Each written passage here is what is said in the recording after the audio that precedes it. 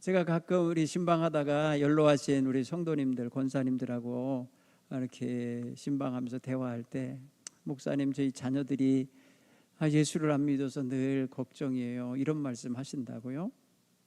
어머니들은 늙으셨어도 내 자식이 예수 믿기를 원하시거든요. 그래서 제가 그렇게 말씀을 드리곤 해요.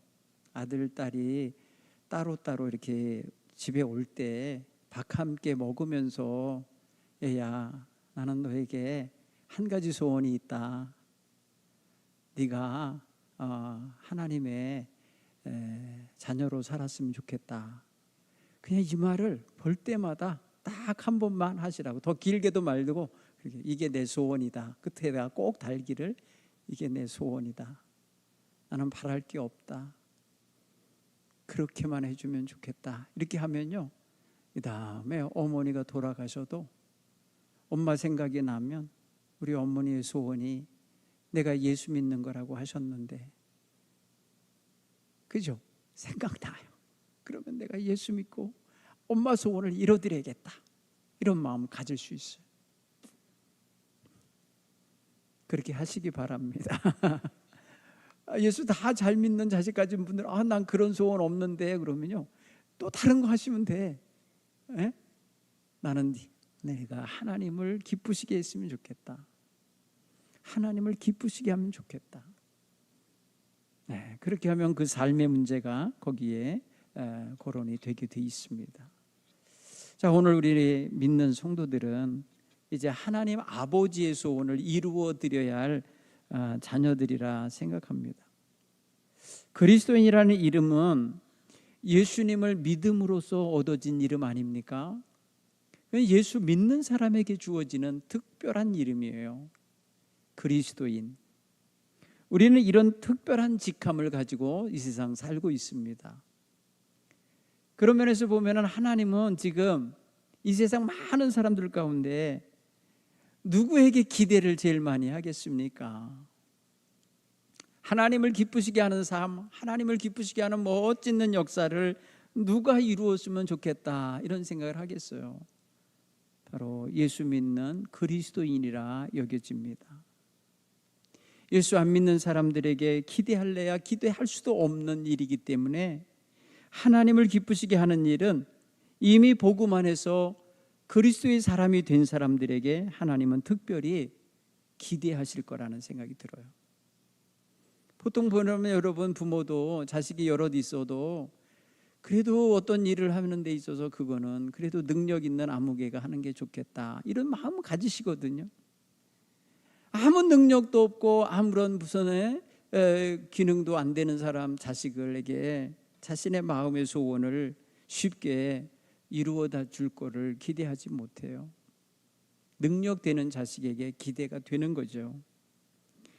자, 오늘 그런 의미에서 전도하는 일은 사실 어렵다라고 생각하시는 분들이 굉장히 많거든요. 근데 이게 하나님이 원하시는 소원이다, 하나님이 기뻐하시는 일이다 생각하면 어려워도 해야 될 일이구나, 이렇게 마음을 먹어야 돼요. 그렇죠? 부담되시나요? 조금 밝게 들으세요. 따라서요. 나는 전도할 수 있다. 네. 아니 보세요. 제가 요새 어느 카페에 가서 커피 먹는 거를 좋아해요. 항상 가지는 못하지만 누가 커피 마시자 그러면 제가 사주겠다 그러고 그리로 데리고 가는 집이에요. 그 사람이 저한테 무슨 영업을 한 것도 아니에요. 제가 좋아서 가는 거예요. 네. 그럴 때 여기 커피 맛이 참 좋습니다. 제가 먹어보니까 그렇습니다. 다른 말이 필요 없어요.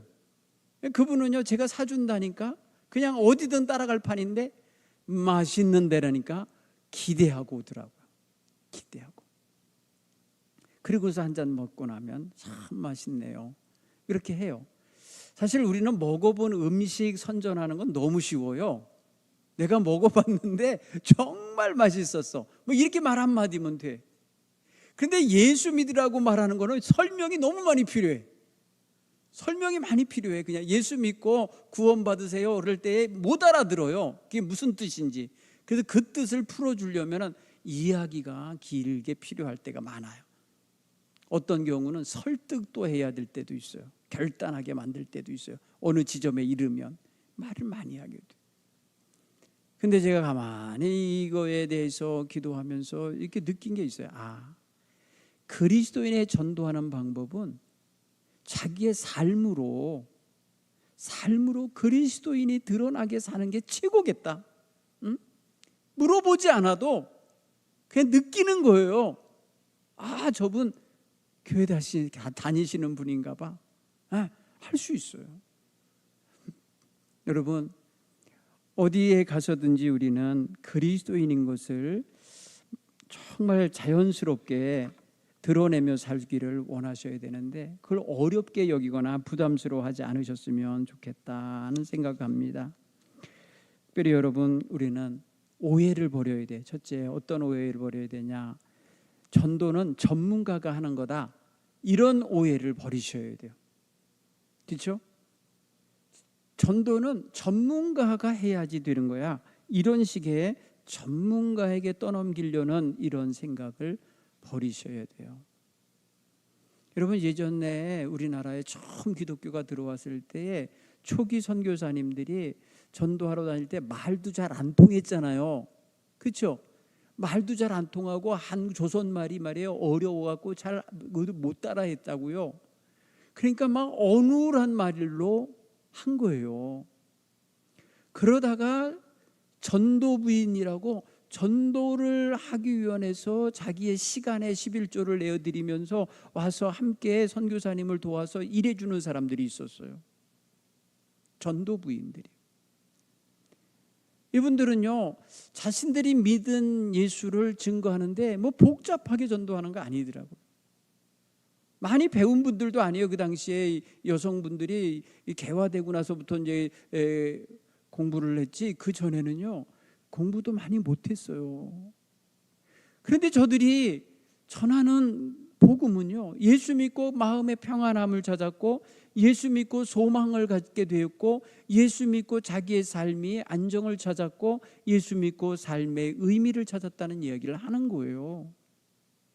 그러니까 거기에는 이미 복음이 삶으로 녹아있기 때문에 그런 고백이 나올 수 있는 거예요. 복음을 받아들임으로써 자신의 삶에 어지러웠던 것들, 어두웠던 것들을 싹 씻어낸 경험을 가졌기 때문에 그래요. 당시에는 여성들이 어디 나가서 다른 사람한테 말하는 거 굉장히 어려워하던 시대예요. 그런데도 그것을 해냈습니다. 또 어떤 오해를 자신에게 스스로 마치 선입견처럼 아니면 굴레처럼 갖는 게 있는데, 그것도 벗어야 돼요. 어떤 거냐? 나는 너무 소심해. 나는 너무 성격이 내성적이어서 낯선 사람하고 말 못해. 이런 거 있잖아요. 말재관이 없어. 나는 너무 소심해. 이런 마음이요. 여러분, 그런 것도 역시 극복하셔야 돼요. 거기에 얽매이고 그 정의를 자기에게 정당화시켜서 딱 그냥 프레임을 씌워버리면 정말 그런 사람 되고 말아요. 그런 사람 돼요. 그러지 않도록 그런 것도 여러분 벗어내기 바라요. 세 번째로는 두려움을 버리셔야 돼요. 내가 말할 때 사람들이 어떻게 반응할까? 거절하면 어떡하지? 외면당하면 어떡하지? 이럴 때 와지는 그 마음의 어떤 충격, 그런 것에 대한 상처, 이런 것들 때문에 미리 두려움을 끌어와요. 이런 마음 여러분 극복하고 버리실 수 있기를 바랍니다. 사실 그리스도인들이 복음을 전하지 않는 가장 중요한 이유를 윌리엄 부스라고 하는 구세군을 창시자는 이렇게 말했어요. 관심 부족. 다른 말로 표현하면 다른 사람의 영혼을 구원하는 일에 별로 관심이 없다라는 거예요. 여러분 어떠세요? 여러분 관심이 많은가요? 다른 사람 전도하는 일을 관심 많이 갖고 계신가요? 거의 생각 안 할 수도 있어요. 일주일 내내, 한 달 내내 1년 내내 한 번도 생각을 안 할 수도 있어요. 이 말이 뭐예요? 관심이 없다는 거예요. 관심을 가지면 어떻게 한 번도 생각을 안 하겠어요? 그렇죠? 우리가 이런 부분에 있어서 내가 지금 어떤 상태로 전도에 대한 태도를 지니고 있나 한번 점검할 수 있기를 바랍니다. 존 웨슬리 목사님은 감리교 운동을 시작할 때 이런 마음의 사명감을 가졌어요. 영혼 구원하는 일이야말로 하나님이 나에게 맡겨주신 가장 귀한 사명이라 그래요. 영혼을 구원하는 일이야말로 하나님이 내게 맡기신 최고의 사명. 여러분, 이렇게 사명감으로 인식한 분이에요. 그러기에 그를 통하여 구원받은 수많은 영혼들이 우리의 믿음의 선배된 것입니다. 그의 동생인 찰스 웨슬리에게 편지를 보내들 때 이렇게 편지를 썼어요. 자네나 나의 사업은 영혼을 구원하는 것이다. 우리가 성직자의 임명을 받을 때 이것을 우리의 유일한 사업으로 삼기로 한 것이다. 이 사실에 헌신하지 않는 날은 잃어버린 날로 생각해라. 이렇게 표현했어요. 영혼 구원하는 일을 위하여 헌신하지 않은 날은 잃어버린 날로 여겨라. 그러니까 무슨 소리예요? 그 한 날을 잃어버리지 않는 유일한 방법이 뭐냐? 자기들이 맡은 전도자의 사명을 실천하는 데서 그날의 한 날의 의미를 찾았다는 것이죠. 여러분, 이게 사명감을 가진 전도자 요한 웨슬리와 그의 동생 찰스 웨슬리가 늘 품었던 자세라 믿습니다. 자, 우리는 왜 관심을 가져야 되나? 따라서 해볼까요? 전도는 하나님의 소원이기 때문이다. 아니, 전능하신 하나님에게 무슨 소원이 있겠어? 이렇게 말할 수 있잖아요. 하나님이 뭐가 부족해서 소원을 다 가져? 소원은 보통 이루지 못하는 사람, 아니면 능력이 부족한 사람, 아니면은 자기의 결핍을 느끼는 사람이 보통 품는 게 소원인데 어떻게 하나님이 그런 소원을 가질까? 예, 하나님도 오늘 성경 디모데전서 2장 4절을 보니까 하나님은 모든 사람이 구원을 받으며 진리를 아는 데 이르기를 원하시느니라. 하나님 뭔가 원하시는 게 있어요. 네. 그래서 예수님을 세상에 보내신 거예요. 그 예수님이 길이요 진리요 생명이시기 때문에 예수님을 믿고 하나님 앞으로 오게 되기를 원하신 거예요. 이게 하나님의 원하심이에요. 네, 하나님이 원하시는 거예요. 저도 가끔 이제 그런 생각이, 저한테는 이제 부모님이 오직 어머니 한 분 남으셨잖아요. 이번 설날에 갔더니 자신의 몸에 이상이 조금 느껴지신대요. 머리가 조금 어지럽고 아프시대. 그래서 내가 머리 검사 좀 한번 해야 되겠다 그러시길래 하셔야죠. 하시라고. 반드시 하셔야 돼요. 그 뭐예요? 1년에 한 번 하는 의료보험 공단에서 진행하는 2년에 한 번 하는 건강검진이 있잖아요. 거기에 플러스 하셔서 옵션을 더 넣으셔서 머리 MRI를 꼭 찍으셨으면 좋겠다고. 그거 하시는 날 꼭 전화해 달라고. 그 예약을 가서 본인이 잡아야 되니까 이제 그렇게 하시기로 했어요. 원하시는 건 하십시오. 원하시면 하셔야 돼요. 원하시는 것은 이루어 드리고 싶어요. 그게 자식의 마음이잖아요. 하나님은 창조주셔요. 못하실 것이 없는 분인데 사람들에게 위협을 해가지고 강제적으로 믿게도 하실 수 있겠는데 그러지 않으세요. 하나님은 에덴 동산에 인간을 지으신 이후에 인간에게 생명을 불어넣어 주심과 함께 무엇도 주셨냐면 자율 선택권을 주셨어요. 자유 선택권, 자유를 주셨어요. 강제가 아니에요. 여러분, 신앙생활을 보십시오. 성경에 기록되어 있는 신앙생활에 하나님이 기뻐하시는 것은 강제가 아니에요. 자원하여서 하시는 걸 원해요. 기뻐하는 마음으로 하기를 원해요. 오죽하면 율법을 주셨겠어요. 율법은 울타리일 뿐이에요. 울타리. 하나님이 원하시는 것은 자원하는 마음으로 하나님의 형상을 닮은 사람답게, 자유를 가진다는 사람답게 선택을 할 줄 알기를 원하시는 거예요. 여러분, 자유가 뭐냐고 정의를 내리라면 여러 가지 사람들이 할 수 있는데요, 내가 내 원하는 것을 선택하는 게 자유래요. 근데 여러분, 보통 사람들은 내가 원하는 걸 선택할 때 정말 내가 좋은 거, 내가 좋다고 여기는 것을 선택하는데, 그게 하필이면 다 죄를 짓는 것들이 쪽이에요. 하나님과 등지고 곁길로 나가는 것들이 너무 많은 거예요.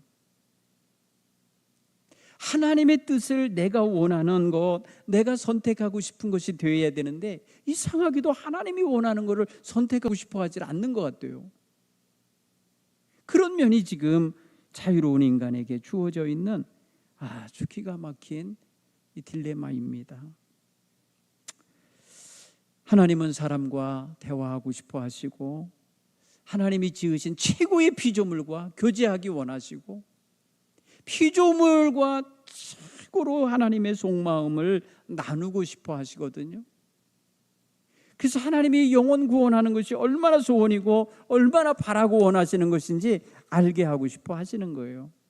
그런데 인간이 하나님과의 교제가 끊어져 가잖아요. 하나님의 마음을 알고 싶어 하질 않거든요. 하나님과 대화를 안 하거든요. 그러니 하나님의 소원을 어떻게 알겠어요? 느끼지도 못하고 알지도 못해요. 사랑하는 성도 여러분, 그런 면에 있어서 오늘 우리는 하나님의 마음을 알아들이는 하나님의 자녀들이 됐으면 좋겠어요. 그죠? 자, 한번 따라서 해봐. 하나님 마음을 알아들이자. 예, 알았어요. 하나님 마음인 거 알아요. 예, 할 수만 있으면 하나님 마음에 품으신 거 저도 이루며 살겠습니다. 사랑하는 성도 여러분, 누가복음 15장에 보면은요, 잃어버린 양을 찾는 목자의 모습, 잃어버린 한 드라크마를 잃어버린 여인이 온 집안을 대청소하면서 찾는 모습, 잃어버린 아들이 돌아오기를 기다리는 아버지의 모습, 이 세 가지의 잃어버린 것에 대한 이야기가 나와요. 잃어버림, 그리고 찾음, 주제가 잃어버리고 다시 되찾는 이야기가 세 개가 연거푸서 나와요. 이게 뭘 말하는 천국에 대한 이야기예요. 하나님께서 천국에서 잃어버린 자를 되찾으실 때 얼마나 기뻐하시는지를 누가복음 저자는 15장 7절에 그렇게 말하는 거예요.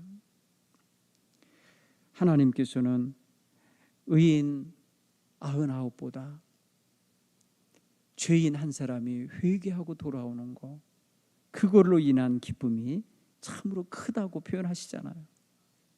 거기에 하나님 마음이 있어요. 여러분, 우리 성경을 읽으면서 이 구절에 하나님 마음이 담겼구나, 이 구절 속에 하나님의 소원이 담겨 있구나, 이거를 발견할 수 있기를 간절히 축원합니다. 그게 여러분 보화를 찾는 눈이에요. 그게 하나님의 마음을 꼭 찾아서 함께 품으시기를 간절히 축원합니다. 창세기 19장에 보면요, 소돔과 고모라에 대한 유황불 심판이 나오기 직전 이야기가 기록이 되어 있는데요, 아브라함을 방문하신 하나님이 보낸 하나님의 사람들을 제시서 그 집에 와가지고 창세기 18장에 와서 접대를 받아요. 그리고 그 집을 떠나가면서 아브라함의 아내 사라가 이제 내년 이맘때에 너에게 아들을 낳아주실 것이라는 축복을 하시고, 그리고 따라오는 이 아브라함에게 소돔과 고모라 성을 심판할 것에 대한 이야기를 하셔요. 그때 소돔과 고모라에는 아브라함의 조카 롯의 가정이 함께 살고 있었어요. 근데 그 심판을 내릴 작정을 하시고 얼마나 타락하고 얼마나 불법과 죄악으로 가득한지를 확인하러 오셨다는 거예요. 그때 아브라함이 그분들을 붙잡고 말합니다. 어떻게 그 모든 사람을 한 번에 의인과 함께 멸하실 수 있습니까? 하면서 이제 거기서 줄다리기 기도를 하는 거예요. 내가 가서 50명 의인을 찾으면 그 성을 멸하지 않으시겠습니까? 그래라. 그래 또 금방 45명으로 줄고 40명으로 줄고 30명, 20명, 10명 계속 내려가지만 그래라. 여러분 이게 그 이야기 허락해 주는 그 이야기 속에서 뭐가 반증이 됩니까? 뭐가 느껴지십니까? 그래라 계속 허락해요. 지금 심판하시겠다는 계획을 갖고 오신 분들인데 계속 뭐 한다는 거예요? 그래라. 네가 찾아봐야 없어. 네가 찾아봐야 없어 하는 것 같은 느낌이 안 들어요? 이미 심판은 확정적이라는 거. 여러분 오늘 우리가 그런 어떤 굉장히 애탈픈 마음, 아브라함이 품었던 것 같은 그런 애달픈 마음을 가지고 한 사람이라도 멸망받지 말아야 할 사람이 함께 멸망당하면 안 되겠다라는 이런 마음을 갖고 하나님 앞에 매달리는 거, 이런 마음이 바로 귀한 영혼을 사랑하고 위하는 마음 아니겠어요? 그렇죠? 오늘 우리는 이 시대에 정말 영혼 구원에 대하여 무관심하는 거, 이게 굉장히 큰 죄라고 여길 수 있으면 좋겠어요. 왜? 하나님은 원하시는데, 하나님은 관심을 갖고 있는데 나는 무관심해. 뭐예요? 결국은 하나님과 다르다는 거 아닙니까? 하나님과 하나님의 관심과 전혀 다르다는 거 아닙니까? 그래서 이 시대의 가장 큰 질병이, 약으로 고칠 수 없는 질병이 무관심병이라는 거예요. 무관심. 여러분 이것은 우리가 정말 깨트려내야 될, 우리에게 걸려있는 중병이라 여기고 대책을 마련하셔야 돼요. 여러분 무관심의 반대가 관심이라고 생각되잖아요. 관심, 무관심과 관심, 그죠? 그런데 여러분 사랑이라고 여기셔야 돼요. 사랑. 영혼을 사랑하는 마음이 있어야 영혼에 관심을 갖고 있다는 뜻입니다. 그렇죠?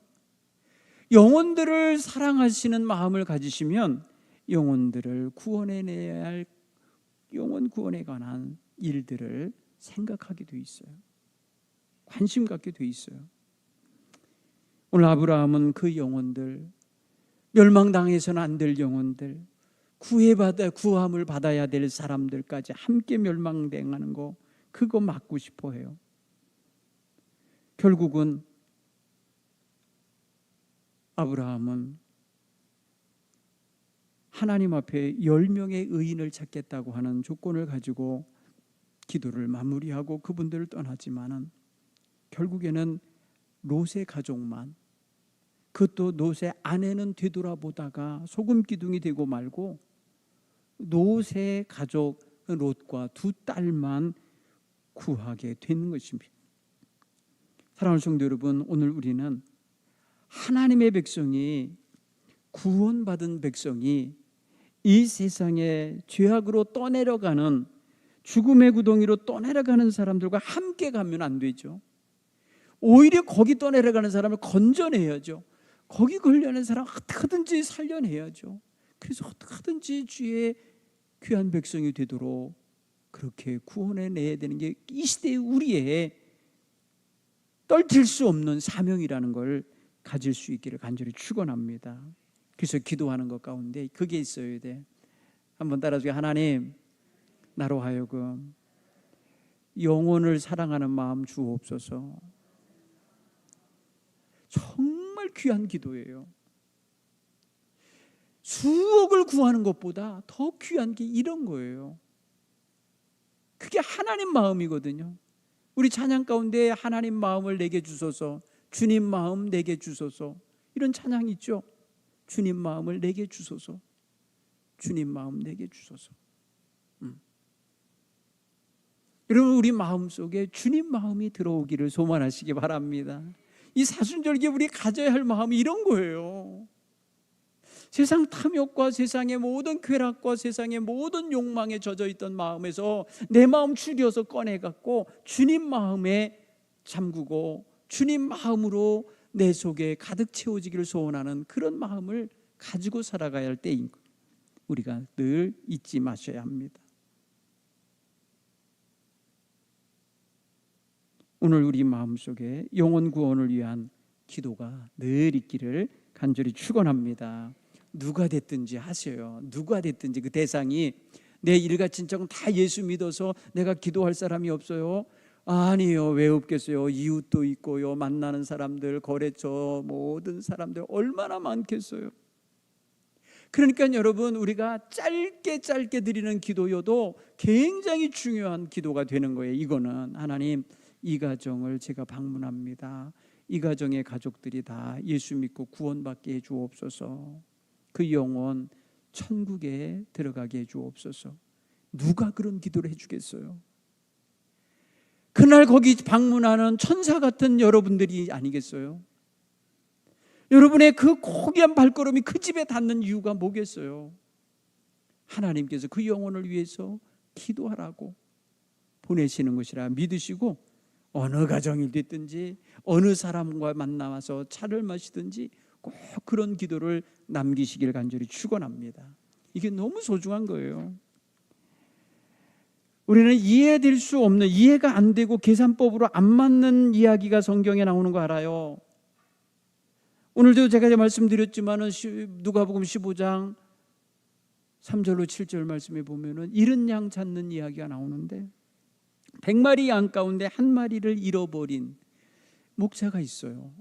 이 목자는 이제 자기 우리 안으로 집어넣으려고 할 때 한 마리가 부족한 걸 알았어요.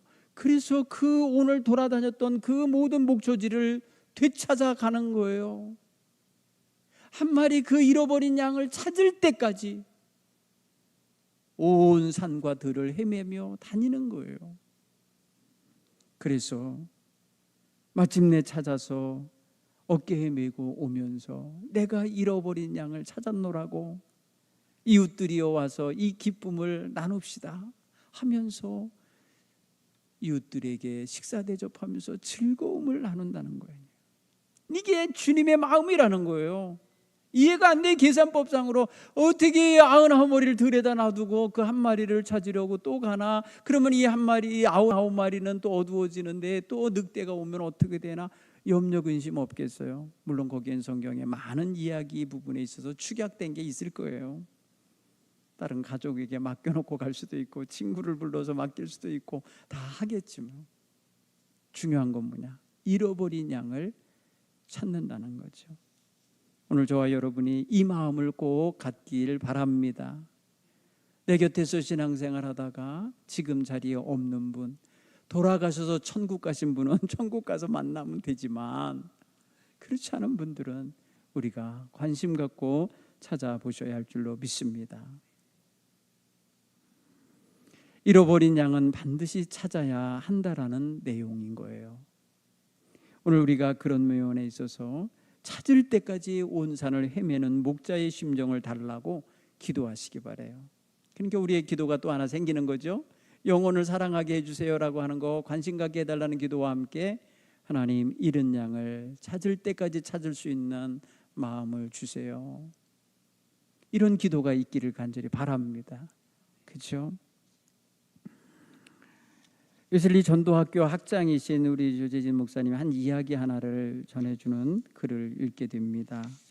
어떤 이야기냐면, 한 목사님이 부산에서 목회하실 시절에 광안리 해수욕장 건너편에 작은 교회에서 목회하고 있었는데, 어느 주일날 아침에 6살짜리 아들이 없어졌다는 거예요. 주일 예배를 드려야 되는데 애가 안 보이는 거예요. 여러분, 6살이면 말도 하고 두 다리 멀쩡하니까 어디든 갈 수 있죠. 네. 그래서 이 목사님은 불안정한 마음, 근심하는 마음, 염려되는 마음을 갖고 주일 예배를 겨우 드리고 교인들한테 광고를 하고 그 일대에 마을에 조를 짜서 2명 그쪽 사는 분들 이렇게 해서 보냈다는 거예요. 우리 아이를 꼭 찾아주세요. 목사님도 여기저기 다니면서 경찰서에 신고해놓고요, 또 화출소에 신고해놓고 막 하면서 이제 다닌 거예요. 여러분 생각해보자. 내 아이를 잃어버렸으면 어떤 느낌이 들어요? 오늘 여기 꼬맹이 하나 와 있는데 걔를 잃어버리면 엄마 어떨 것 같아? 회사에 가서 일을 하겠어요? 주방에 앉아서 밥을 하겠어요? 응? 아마도 그분은 목회하면서 처음 겪어본 일인데 그때서야 잃어버린 하나가 얼마나 소중한지를 알겠더라는 거예요. 내 자식이니까. 그 잃어버린 애가 내 자식이니까. 그런데 이 세상에 잃어버린 영혼은 다 하나님 자식인 거예요. 다 하나님 자식인 거예요. 여러분 그렇게 느낌이 오시나요? 제가 오래전에 TV에서 중국 사람이 말해요. 그 손수레 같이 끌고 다니는 그에다가 그냥 커다란 광고판을 붙여갖고 다니면서 잃어버린 자기 아이를 찾는다고 아이 사진과 뭐 찌질하시 전단지 만들어갖고요 막 가는 마을마다 돌리고 가고 또 다음 마을로 돌리고 가고 다음 마을로 돌리고 가는 거예요. 아기가 유괴당하고 없는 거예요. 그랬을 때 그 아이를 찾느라고요 20년 넘게 그러고 다니는 거예요. 못 찾으니까 늙어가요. 그래도 내 자식을 찾아야 된다고. 여러분 요즘에는 여러분들이 다 지루다가 전기세를 내겠지만 전기세 고지서에 보면 잃어버린 아이 사진이 붙어 있어요. 그렇죠? 어느 우유 회사에서는 기획으로 해서요 매달 길 잃어버린 아이, 실종된 아이들의 사진을 올려서 우유를 먹는 나이의 아이, 우유를 먹을 수 있는 그 아이 찾아달라고 광고를 내고 있어요. 여러분 내 자식을 잃어버리면 가만히 있겠어요? 예배를 마치고 교인들을 이리저리 나눠서 보내서 찾으면 먼저 좀 연락해달라고 이렇게 해서 다녔는데 이리저리 다니면서 찾다 보니까 성도 2사람이 포장마차에 앉아서 음식을 먹고 앉아 있더라죠. 그들을 보는 순간 이 목사님은 너무 화가 나더래요.